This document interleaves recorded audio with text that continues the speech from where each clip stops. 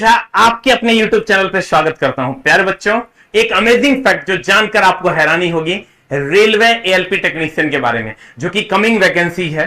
तो ALP technician 2018 में PT यानी सीबीटी 1 में 75 नंबर का एग्जाम हुआ था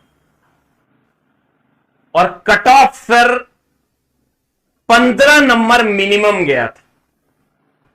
आप सोच सकते हैं कि 75 का एग्जाम हो और कट ऑफ 15 नंबर भी गया हो, इवन किसी किसी बोर्ड का 12 नंबर भी गया।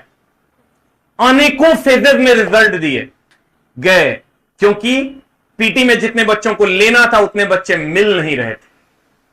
लेकिन जिन बच्चों का पीटी में 75 में 60 नंबर भी रॉ स्कोर था, उनका मेंस में रिजल्ट नहीं हुआ, और जिनका पीटी में 15 से 20 नंबर था, सिर्फ क्वालिफाई किए थे, उनका मेंस में रिजल्ट हो गया और वो जॉब में चले गए।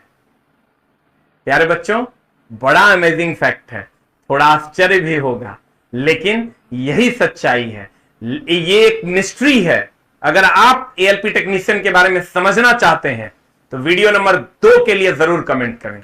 मैं आ गया हूं आपके लिए। बहुत बच्चों का कमेंट था कि एएलपी टेक्नीशियन का सर फुल एनालिसिस कर दीजिए। जो बच्चे इसकी तैयारी कर रहे हैं, कौन भर सकते हैं, क्या प्रोसेस है, क्या स्टेप होंगे, क्या क्या एग्जाम में पूछा जाएगा, कितने लेवल पे एग्जाम होगा और कैसे कैसे हमको इसकी तैयारी करनी है, मैं इसका पूरा डिटेल इस वीडियो में करने वाला हूं। मेरे प्यारे बच्चों, RRB ALP technician full analysis आपके सामने है। गौर फरमाइएगा। पहला सीबीटी 1 होगा, ये सबके लिए है, एएलपी टेक्नीशियन दोनों के लिए ये सीबीटी 1 पहले होगा, उसकी जिसको आप पीटी कह सकते हैं। उसके बाद आपका मेंस होगा जिसको आप सीबीटी 2 कहते हैं। ये भी यहां से जो बच्चे, ये क्वालिफाइंग नेचर का होता है, क्वालिफाई सिर्फ इसमें करना है, इसका मेरिट से कोई लेना देना नहीं है। उसके बाद आपको जब आप क्वालिफाई करोगे, इसमें बहुत सारे बच्चे छंट जाएंगे, फिर जो बच्चे सेलेक्ट होंगे वो सीबीटी 2 देंगे, और सीबीटी 2 देने के बाद यहां पर टेक्नीशियन का मेरिट बन जाता है। लेकिन अगर आप एएलपी के लिए भी अप्लाई किए हैं तो आपको साइको भी देना पड़ेगा। ठीक है, यानी 3 स्टेप हो गया सीबीटी एएलपी के लिए, 3 स्टेप, सीबीटी 1, सीबीटी 2 और साइको, या आप कह सकते हैं पीटी, मेंस और साइको। हम सबके सिलेबस पर भी चर्चा करेंगे कि क्या क्या मामला है।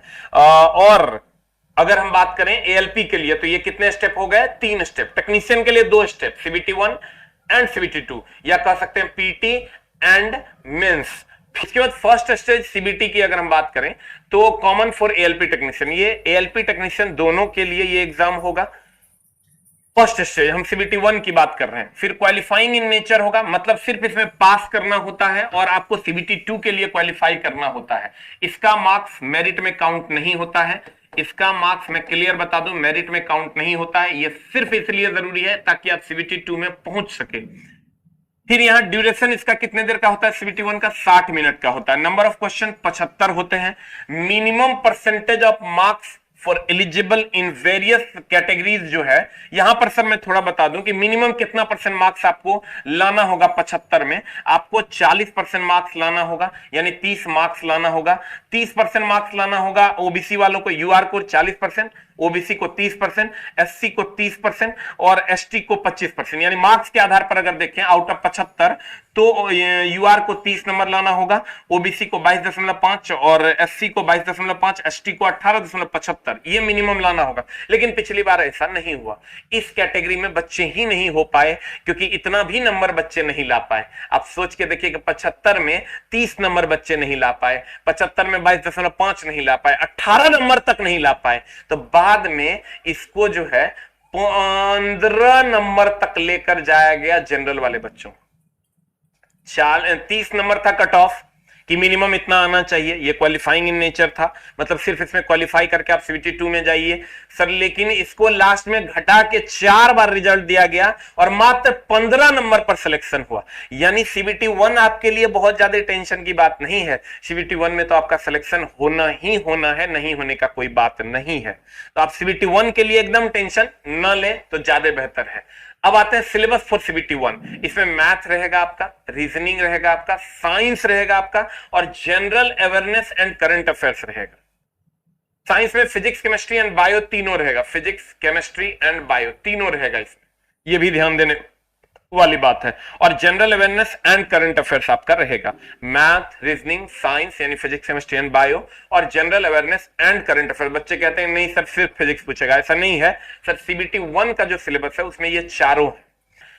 अब आते हैं सेकंड स्टेज सीबीटी 2 पर। सीबीटी 2 ही मेन डिसाइडिंग फैक्टर और इसी से मेरिट बनना है। इसमें दो पार्ट हैं, पार्ट ए और पार्ट बी। पार्ट ए का मामला बहुत ही ज्यादा गड़बड़ है, पार्ट बी का मामला तो उससे भी ज्यादा गड़बड़ है, क्योंकि यहीं पर मेनली सर मेरिट बनना है। मेरिट बनना है आपका पार्ट ए से, पार्ट ए से आपका मेरिट बनना है। लेकिन मेरे दोस्त अगर पार्ट बी में, अगर आप क्वालिफाई नहीं करते हैं, अगर आप क्वालिफाई नहीं करते हैं, जो कि सबसे बड़ा प्रॉब्लम यहीं पर क्रिएट होता है, क्योंकि बच्चे डिग्री खरीद के लाते हैं, पढ़ते नहीं है, समझ में नहीं आता है। तो पार्ट बी में अगर आप फेल कर गए तो आपको पार्ट बी में यहां पर अगर पार्ट ए में अगर आपको 99 नंबर भी है तो आपको फेल मान लिया जाएगा। यानी आपको पार्ट बी में हर हाल में क्वालिफाई करना होगा, 35% अंक लाने होंगे। 75 नंबर का एग्जाम होता है, 60 मिनट का समय होता है और 35% मार्क्स लाना होता है। 60 मिनट का समय, 75 क्वेश्चन और 35% मार्क्स लाना होता है। अगर आप यहां डिस्क्वालीफाई कर जाते हैं तो आपको अगर यहां 99 नंबर भी आएगा पार्ट ए में तो आप फेल कर जाइएगा। और यही पार्ट बी को हम लोग ट्रेड कहते हैं। क्या कहते हैं मेरे दोस्त? ट्रेड कहते हैं। और ट्रेड आपका सिर्फ अपने ट्रेड से पूछेगा। 2014 में क्या था, 2014 तक कि सबको सबके ट्रेड से पूछता था, लेकिन 2018 से इसको बदल दिया गया है, अब सिर्फ आपको अपने ट्रेड से ही पूछेगा। तो मेरे दोस्त ये जो ट्रेड वाला पार्ट है, अगर आप यहां क्वालिफाई नहीं करते हैं तो आप यहां 100 में 99 भी ले आइएगा तो आप डिस्क्वालीफाई कर जाइएगा। और ये पार्ट बच्चे पढ़ नहीं पाते हैं, जब वैकेंसी आती है तब पढ़ना शुरू करते हैं। और ये वाला जो पार्ट है ये कम से कम 8 महीने का कोर्स है, क्योंकि सर आप जो 2 साल आईटीआई में पढ़ते हो उसी को यहां 8 महीने में आपको पढ़ना होगा। और जब 8 महीने में आप इसको पढ़िएगा तभी आपका काम हो पाएगा।